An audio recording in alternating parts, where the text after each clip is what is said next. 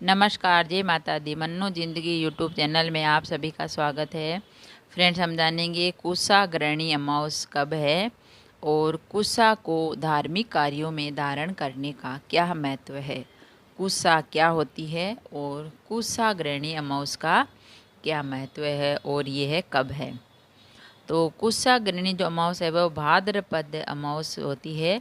भाद्रपद की अमावस होती है जिसे कुशाग्रहणी अमावस या पिठोरी अमावस भी कहा जाता है।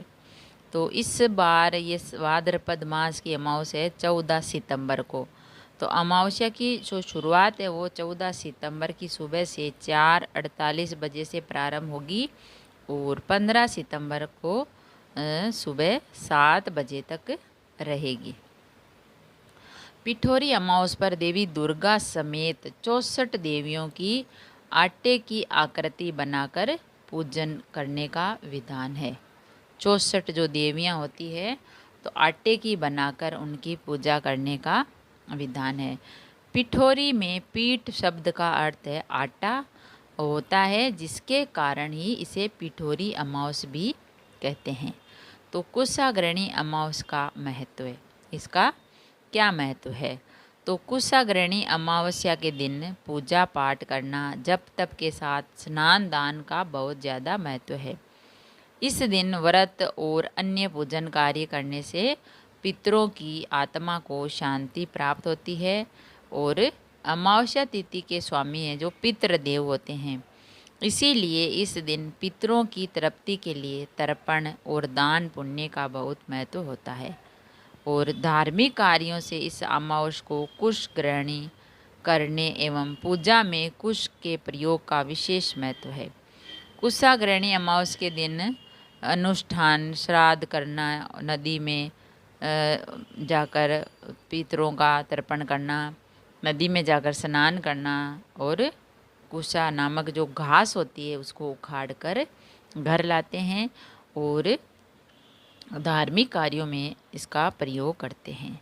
तो यह घास इस दिन एकत्रित की जाए तो वह वर्ष भर तक पुण्य फलदायी होती है। अगर हम कुशाग्रहणी एकादशी उस अमावस के दिन जो कुशा घास होती है उसको एकत्रित करके रख देते हैं तो वह साल भर के लिए हमारे काम आती है और पुण्य भी मिलता है, फल मिलता है। बिना कुशा घास के कोई भी धार्मिक पूजा निष्फल मानी जाती, इसीलिए कुशा घास का प्रयोग जो है प्रमुख होता है। इस दिन तोड़ी गई कोई भी कुशा वर्ष भर तक पवित्र मानी जाती है और अत्यंत पवित्र होने के कारण इसका नाम एक पवित्री भी रखा गया है। और जब भगवान विष्णु ने वेरा अवतार लेकर हिरण्यकश्यप का वध करके पृथ्वी पर पुनः स्थापित किया, वध करके पृथ्वी को पुनः स्थापित किया, तो उसके बाद उन्होंने अपने शरीर पर लगे पानी की झाड़, तब उनके शरीर से बाल पृथ्वी पर गिरे और कुशा के रूप में बदल गए। जब भगवान ने विष्णु ने हिरण्यकश्यप का वध किया था वेराह अवतार में, तो और फिर उन्होंने वध करके पृथ्वी को पुनः उसको नियंत्रित किया, पृथ्वी को पुनः स्थापित किया। और उसके बाद जब उन्होंने अपने शरीर पर जो पसीना था, पानी था, उसको ऐसे झाड़ा, तब उस जो शरीर के बाल थे वो कुछ गिरे, तो उनकी जगह वो गिरे बाल तो कुशा के रूप में बदल गए, कुशा बन गए। और कुशा का महत्व है, कुशा घास को पवित्र मानते हैं। इसे कुशा दरब या ढाब भी कहते हैं। डाब होती है जो सूरज ग्रहण, चंद्र ग्रहण से पहले पानी में, आटे में जो भी बड़े सामान होते हैं, चावल, अगर उनमें हम डाल देते हैं तो वो अशुद्ध नहीं होते हैं, उनको जो ग्रहण का उनका असर नहीं होता। जैसे पानी का जो टांका भरा हुआ होता है, अगर हम उसमें भी डाल देते हैं तो सूर्य ग्रहण या चंद्र ग्रहण का उन पर असर नहीं मिलता है, तो उसको डाब भी कहते हैं। और सभी धार्मिक कार्यों में कुशा से बना आसन भी बिछाना जाता है। कुशा में बनी हुई पवित्री को अनामिका अंगूठी में धारण किया जाता है। अर्थवेद, मत्स्य पुराण और महाभारत में इसका महत्व बताया गया है। पूजा पाठ और ध्यान के बाद हमारे शरीर में ऊर्जा प्रदान होती है और कुश के आसन पर बैठकर पूजा पाठ और ध्यान किया जाए तो शरीर में संचित ऊर्जा जमीन से नहीं जा पाती। इसके अलावा कुशा की अंगूठी धार्मिक कार्यों में इसीलिए पहनते हैं ताकि आध्यात्मिक शक्ति पुंज दूसरी अंगुली में न जाए। रिंग फिंगर यानी अनामिका के नीचे सूर्य का स्थान होने के कारण ये सूर्य की अंगुली है। सूर्य से हमें जीवनी शक्ति, तेज या और यश मिलता है।